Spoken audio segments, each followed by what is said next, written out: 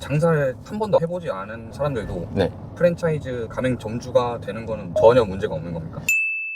일단 장사 경험이 있는 사람들만 가맹점을 할 수 있다 이런 원칙은 없다 보니까 전혀 문제는 안 되지만은, 장사라는 개념에서 접근을 하자면 경험 없는 분들은 프랜차이즈가 나아요. 경험 없는 사람들은 본사의 서포트를 받는 프랜차이즈가 낫고, 경험이 있는 분들은 아마 프랜차이즈와 개인 사업 중에 고민을 하겠죠. 그런데 그럼 개인 사업을 선택하는 사람들은 왜 선택하느냐? 본사에게 서포트를 안 받는 만큼 수익적인 면에서 이익이 좀 있겠죠. 서포트를 받으면 그만큼의 대가를 본사에 지불하고 있을 거예요. 로열티라든지 마케팅 비용이라든지 물류 수익금을 사업자가 가맹 본사에게 지불하고 있을 거예요.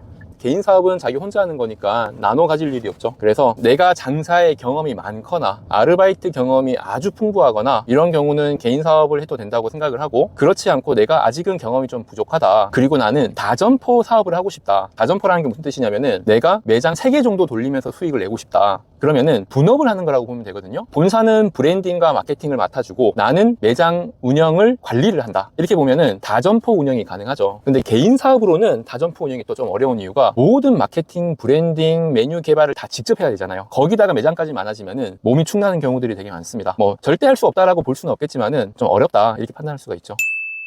이어서 질문을 하는 건데요. 네. 이 개인 사업을 성공시키고 나면은 네. 보통 프랜차이즈화를 시키는 게 좋은 건가요? 나는 개인적으로 프랜차이즈 인큐베이팅 사업을 하다 보니까 성공한 개인 사업자라고 한다면 반드시 프랜차이즈 사업은 시도를 해봐야 된다 라는 입장이긴 하지만, 절대 할 수 없는 업종이 있어요. 그러니까 웬만한 외식 사업들은 개인 매장으로 성공을 했다면 프랜차이즈를 권하고는 있습니다. 근데 그런 걸 떠나서 원하지만 못하는 업종들이 있어요.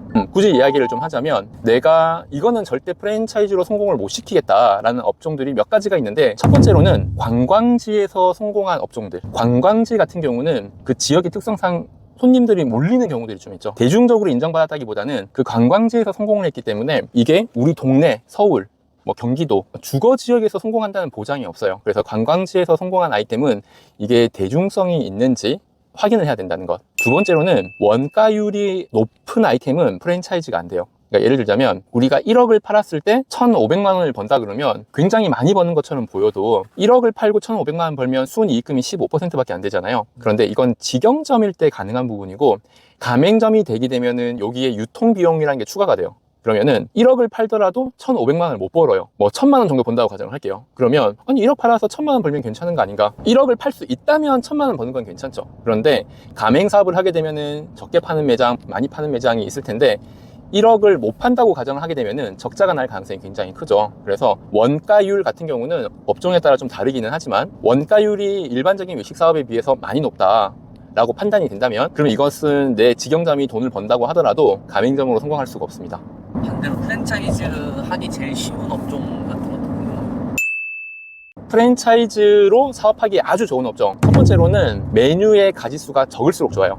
그 중에 대표적인 게 뭐가 있냐면 치킨이 메뉴가 왜 적어요? 우리가 홈페이지 들어가 보면 2, 30가지, 4, 50가지가 되게 많은 것처럼 보이지만은 실제로는 치킨은 양념 아니면 후라이드가 50% 이상입니다. 그 말은 거기에 들어가는 재료가 단순하다는 거예요. 첫 번째로는 닭고기, 그 다음에 닭고기를 튀기는 파우더, 그리고 그 닭고기를 튀긴 다음에 하는 양념, 종류가 그렇게 많지가 않거든요. 물류가 되게 편하다는 겁니다. 우리나라에서 프랜차이즈로 가장 성공한 아이템이 치킨이고, 두 번째가 뭐냐? 카페입니다. 그럼 카페는 진짜 종류 많은 거 아닌가요? 마찬가지예요. 아메리카노가 전체 매출의 40% 이상 차지할 거예요. 대부분의 카페들이. 거의 80% 차지하는 게 뭐냐? 아메리카노 아니면은 카푸치노 아니면 라떼예요. 그거는 원두와 우유로만 만들어지는 것.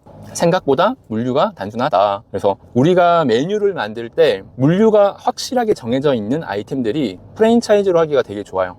예를 들면 아까 얘기했던 치킨이라고 하면은 닭고기라는 물류가 떠오르고, 카페라고 하면 원두라고 하는 물류가 떠오르잖아요. 또는 뭐 고깃집 하면은 돼지고기, 이런 것들이 떠오르는데, 반대로 그럼 떠오르지 않는 게 뭐가 있느냐? 두 가지가 있어요. 한정식집이라고 하면 물류가 뭐가 떠오르느냐? 굉장히 다양해가지고 한정식집이 프랜차이즈가 되기가 좀 어려워요. 또 뭐가 있느냐? 이자카야 하면 딱 떠오르는 물류가 별로 없어요. 이런 것들이 물류의 강점을 가지고 있지 않은 아이템들이어서 가맹 사업하기가 쉽지가 않습니다.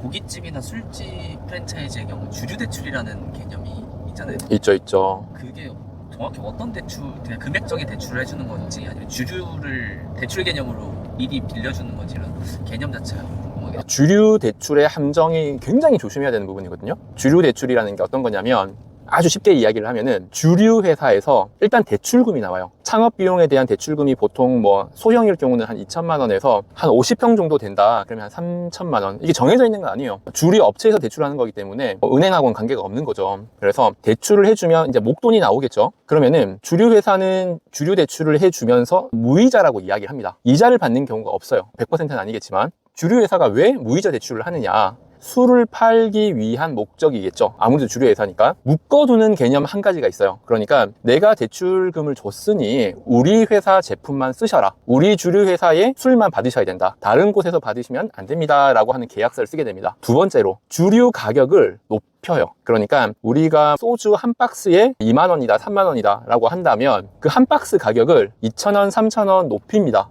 왜 높이느냐? 이자를 안 받으니까. 이자를 안 받는 대신에 술의 가격을 높여요. 보통 소주 한 병이 원가가 아마 한 1,800원 정도 하거든요. 이걸 소비자에게 팔 때 4,000원 아니면 5,000원, 요즘은 6,000원 정도 팔기도 하죠. 우리가 받는 가격도 주류 회사에서 다 똑같이 받는 게 아니에요. 주류 대출을 안 받으면은 내가 소주 한 병을 1,700원에 받을 수가 있는데 내가 주류 대출을 받는 순간 1,800원이나 1,900원에 받아야 됩니다. 물론 그게 뭐 잘못된 건 아니죠. 목돈을 받을 수 있다라고 하는 장점이 있지만, 하지만 이게 금리적인 부분에서 접근을 하자면 이익일까? 그게 아니라는 거예요. 이게 내가 2년, 3년 장사를 하고 하는 동안에 내가 100원, 200원 더 비싸게 받았던 그 소주 가격, 맥주 가격을 다 더하면 일반적으로 금리 비해서 10% 이상, 10%가 아니라 그것보다 훨씬 높게 받는 경우들도 많아요. 내가 장사가 아주 잘 돼서 소주와 맥주를 엄청나게 받아서 팔 수도 있잖아요. 그런 경우는 오히려 은행에서 8%, 9% 대출 받는 게 훨씬 더 저렴할 수가 있어요. 대부분의 주류 대출은 금리보다는 비싸게 받는 거다라고 생각하는 게 아마 틀리지 않을 거예요. 그러면은 프랜차이즈 가맹 사업을 하는 곳도 주류 대출을 받을 수 있는 겁니까? 가맹점이? 네. 그럼요. 본사가 알선하는 경우들도 많아요. 본사의 입장에서는 가맹점주님이 창업 비용이 한 3천만 원이 부족하다. 그런데 우리 주점 브랜드를 하고 싶어 한다. 이런 경우들이 있겠죠. 그럼 창업 비용이 부족하면은 본사가 대출하는 경우들도 간혹 있고, 그런 경우는 필히 대부업이 있어야 됩니다. 대부업이 있어야지 본사가 가맹점에 대출을 할 수가 있는 거예요. 그냥 뭐 막무가내로 빌려주고 받고 이자 받고 이러면 안 되는 겁니다. 그런데 대부분의 본사는 대부업을 안 가지고 있겠죠. 가지고 있는 경우들도 있겠지만은, 그런 경우는 잘 연결되어 있는 주류 업체와 주류 대출 부분을 연결하는 경우도 있어요. 근데 우리나라에서 주류 대출이라는 게 아마 법적으로 문제가 없는지 잘 모르겠어요. 얼마 전에 비싸게 주류를 납품하는 대신 주류 대출을 해주는 문제가 사회적으로 좀 문제가 됐던 적이 있었어요. 근데 지금은 그게 제한 사항들이 좀 많아졌습니다. 그래서 뭐 주류 대출하는 거 그 자체가 문제가 되거나 하는 경우들이 있다고는 하더라고요.